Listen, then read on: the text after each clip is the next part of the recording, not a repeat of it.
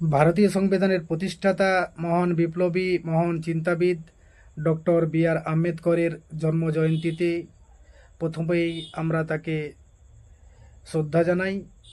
তিনি জন্মেছিলেন 1891 সালের 14ই এপ্রিল মধ্যপ্রদেশ জেলায়।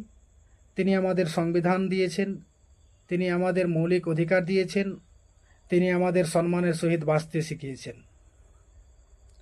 তিনি তার ফিলোসফিতে তিনটি কথা বলেছিলেন: এডুকেট, অ্যাজিটেট, অর্গানাইজ। এডুকেট মানে হচ্ছে শিক্ষিত হও, অ্যাজিটেট মানে আন্দোলন করো, অর্গানাইজ মানে সংগঠিত হও। এই তিনটি শব্দ ভারতীয় সংবিধানের মৌলিক অধিকারের সাথে সম্পর্কিত।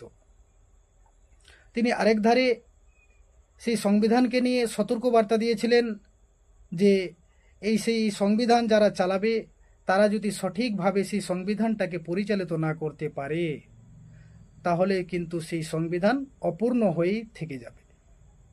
তিনি আরেক ধারে বলেছিলেন যে অধিকারটা ভিক্ষা করে পাওয়া যায় না, নিজের অধিকারটা নিজে আদায় করে নিতে হয়। তিনি আরেক ধারে বলেছিলেন যে এই দেশ, এই সংবিধান কোনো ধর্মের নয়, এই সংবিধান 140 কোটি জনগণের সংবিধান। এই সংবিধান কোনো একটা নির্দিষ্ট দলের নয়।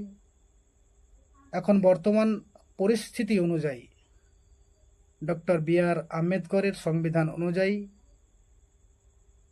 আমাদের আদর্শটা হওয়া চাই।